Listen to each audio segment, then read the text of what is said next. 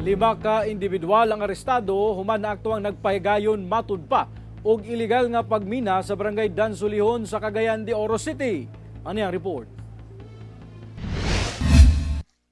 Dihang nakadawat og report ang kapulisan nga adunay nagpahigayon og illegal nga pagmina sa hilit nga barangay sa Dansulihon, Cagayan de Oro City. Nagpahigayon og operasyon ang PSA Lumbia kauban ang CDO Clenro Task Force kinaiyahan.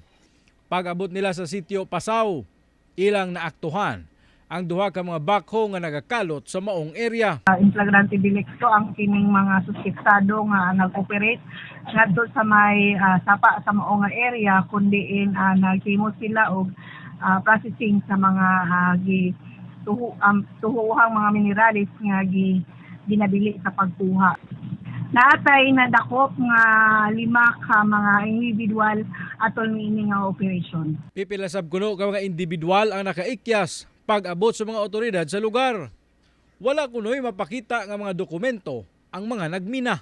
Ginaandam na ang kasong paglapas sa Republic Act 7942 o ang Philippine Mining Act nga ipasaka batok sa mga sospek. So estimated ang value niining mga confiscated nga mga mining equipment and paraphernalia is mukabat sa 6 million pesos. Ako si James Paulo Yap, One Mindanao.